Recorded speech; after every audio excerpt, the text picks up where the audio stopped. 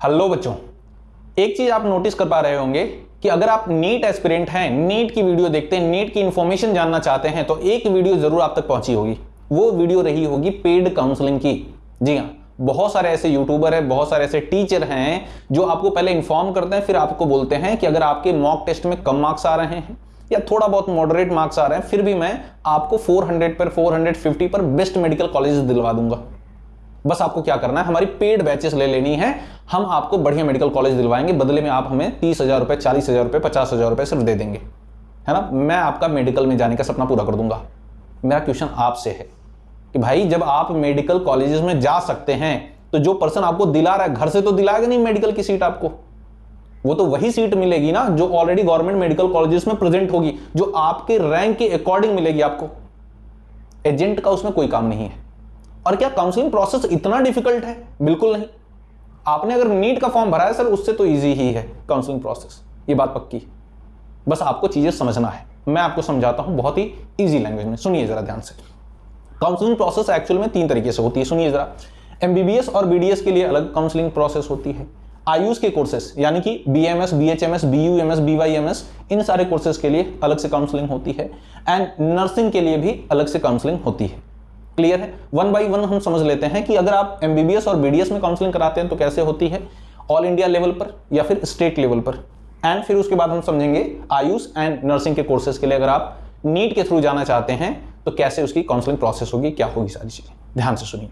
मैं अगर बात करूं बच्चों पहले एमबीबीएस और बीडीएस की, तो मैं ये कहता हूं कि ऑल इंडिया काउंसलिंग और स्टेट काउंसलिंग 2 तरह की चीजें होती हैं।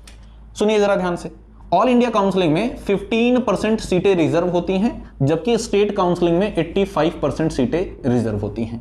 इनका मतलब क्या हुआ, मैं ये कहना चाहता हूं, सपोज करिए कोई एक मेडिकल कॉलेजेस है जो कि महाराष्ट्र का है, सपोज करिए कोई एक मेडिकल कॉलेजेस है जिसमें 100 एमबीबीएस की सीट है, तो आउट ऑफ 100 इसमें क्या होगा, ये कहां पर है, महाराष्ट्र में है सपोज करो ये मेडिकल कॉलेजेस, तो इसमें 15 जो सीटें होंगी उस पे ओवरऑल इंडिया का हर एक बच्चा किसी भी स्टेट का हो वो एडमिशन ले सकता है।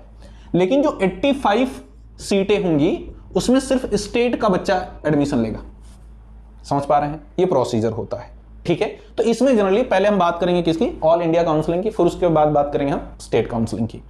तो ऑल इंडिया काउंसलिंग में अगर देखें तो सबसे पहले वेबसाइट की बात करें तो एमसीसी, ये एग्जाम होने के बाद, नीट का एग्जाम होने के बाद एमसीसी क्या करता है, एक वेबसाइट रिलीज करता है काउंसलिंग प्रोसेस स्टार्ट करने के लिए, ठीक है। तो फिर आपको उस पर रजिस्टर करना पड़ता है, कॉलेज चूज करने पड़ते हैं कि हाँ पर्टिकुलर, जैसे सपोज करिए मैं ये कहता हूं कि आप महाराष्ट्र स्टेट से बिलोंग करते हैं, लेकिन अगर आपको महाराष्ट्र स्टेट में कोई कॉलेज नहीं पसंद है, आपकी यूपी का कोई कॉलेज लेना चाहते हैं, कोई गुजरात का कॉलेज लेना चाहते हैं या कोई केरला का कॉलेज लेना चाहते हैं, तो आप ऑल इंडिया कोटा के थ्रू जाएंगे, ठीक है, दूसरे स्टेट में एडमिशन लेने के लिए। समझ पा रहे हैं?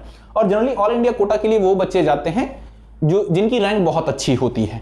अगर उनके स्टेट में बहुत अच्छा मेडिकल कॉलेज नहीं है तो वो ऑल इंडिया रैंक पे चले जाते हैं। क्लियर है? अब सुनिए जरा ध्यान से। इसकी फीस कितनी होती है बच्चों? इसकी फीस होती है जस्ट 1000, ठीक है। 1000 में आप रजिस्टर कर लेते हैं और जैसे ही रजिस्ट्रेशन आप कंप्लीट करते हैं उसके बाद फर्स्ट राउंड की काउंसलिंग स्टार्ट हो जाती है। फर्स्ट राउंड की काउंसलिंग में जो भी मेडिकल कॉलेजेस आपने चूज किए थे, अगर उनमें कोई मेडिकल सीट आपको अलॉट हो जाती है उसके बाद आपको एडमिशन लेना पड़ता है। लेकिन सपोज करिए राउंड फर्स्ट में आपको कोई भी सीट नहीं मिलती है तो आप राउंड सेकंड के लिए जा सकते हैं। अगर राउंड सेकंड में भी आपको कोई सीट नहीं मिलती तो आप मॉपअप राउंड के लिए जा सकते हैं। क्लियर है? लेकिन याद रखिएगा अगर राउंड सेकंड में कोई सीट आपको मिलती है तो आपको एडमिशन लेना कंपलसरी होगा। क्लियर है? या फिर आप क्या कर सकते हैं, अगर मॉपअप राउंड में भी आपको सीट नहीं मिलती है तो आप स्ट्रे राउंड के लिए जा सकते हैं। स्ट्रे राउंड जनरली जब ऑल इंडिया लेवल पर कोई सीट वैकेंट रह जाती है और उस पर कोई इंटरेस्टेड नहीं है तो आपको ऑफलाइन पता करना होता है उस पर्टिकुलर मेडिकल कॉलेजेस में, उसके बाद आपको काउंसलिंग होती है। जनरली बच्चे इसको अवॉइड करते हैं बिकॉज मैं आपको बता दूं कि अगर सपोज करिए इससे बढ़िया मेडिकल कॉलेजेस आपके स्टेट में अवेलेबल है तो उसमें एडमिशन लेंगे ना, ठीक है। ऑल इंडिया लेवल पर फिर क्यों जाएंगे? याद रखिएगा। अगर ये चीजें हो गई, ठीक है, ऑल इंडिया लेवल पर आपको कॉलेजेस नहीं मिला तो आप क्या करते हैं, फिर स्टेट लेवल पर बढ़ते हैं। जरा याद रखिएगा स्टेट लेवल में क्या डिफरेंस है। यहां पर ओवरऑल इंडिया के बच्चे सिर्फ 15 सीट के लिए लड़ाई लड़ रहे थे, लेकिन यहां पर पर्टिकुलर स्टेट के 85% बच्चों का एडमिशन होगा।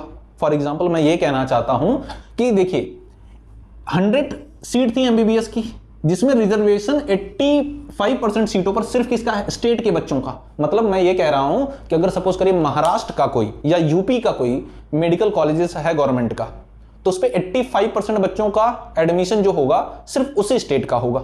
जैसे मैं यूपी से बिलोंग करता हूं, मुझे यूपी के किसी मेडिकल कॉलेज में एडमिशन लेना है, तो अगर मैंने स्टेट लेवल की काउंसलिंग कराई, ठीक है, तो उसमें सिर्फ स्टेट के बच्चे पार्टिसिपेट कर सकते हैं। मतलब यूपी का कॉलेज है मेडिकल, तो सिर्फ यूपी वाला बच्चा पार्टिसिपेट करेगा। महाराष्ट्र का कोई कॉलेज है तो सिर्फ महाराष्ट्र वाला बच्चा पार्टिसिपेट करेगा।